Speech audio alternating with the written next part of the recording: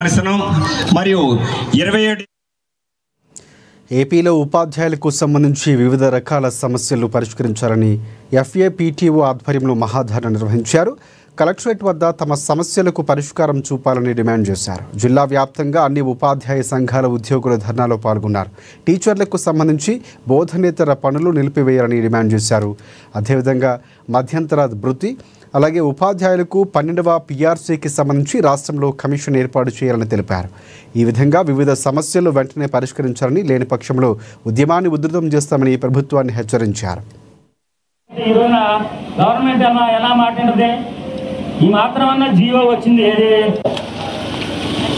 ఈరోజు ఉపాధ్యాయులు పాఠశాలలో చదువు చెప్తున్న ఉపాధ్యాయులు రోడ్డు మీద ఈ విధంగా నిరసక తిరగడానికి ప్రధాన కారణం గత ప్రభుత్వం ఉపాధ్యాయ ఉద్యోగులను ఎన్నో ఇబ్బందులు పెట్టిందని, ఆ ప్రభుత్వాన్ని సాగనంపి ఈ ప్రభుత్వం కూడా ప్రభుత్వాన్ని అత్యధిక మెజార్టీతో ఈ యొక్క ఎంప్లాయీస్ అందరూ కూడా గెలిపించడం జరిగింది.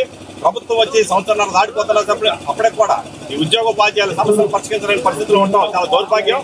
మరి ముఖ్యంగా ఈ రోజు ఉపాధ్యాయులు కోరేది ఏంటంటే పాఠశాలలో చిన్నపిల్లలకి బోధన చేయడానికి మా అవకాశంలో కోరుతా ఉన్నాం. ఎప్పుడు కూడా ఇటువంటి ఈ ధర్నా కార్యక్రమం జరగలేదు. ఎందుకంటే ఉదయం పాఠశాలకు వచ్చిన దగ్గర నుంచి తిరిగి వెళ్లే వరకు అనేక రకమైన బోధనేతర పనులతో యాప్లతో టీచర్ సత్పథమవుతా ఉన్నాడు.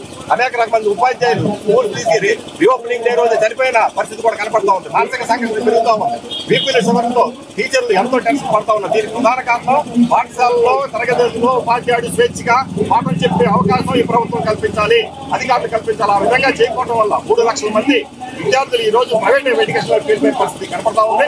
తిరిగి మళ్ళీ ఉపాధ్యాయుల మీదకి ఈ తీసుకొచ్చే సిచ్యువేషన్ ఉంది. అనేక సందర్భాల్లో రీఓపెనింగ్ ఉంటే ఉపాధ్యాయులు ఎన్రోల్మెంట్ డ్రైవ్ చేశారు. కానీ పేద విద్యార్థులు చదువు చెప్పే గుర్తుల బాధ్యత ఉపాధ్యాయులకు ఇటువంటి బోధనేతర వల్ల చాలా ఇబ్బంది కనపడుతుంది. ప్రభుత్వం వెంటనే ఆలోచించి ఈ బోధనేతర పనులన్నీ రద్దు చేయాలి.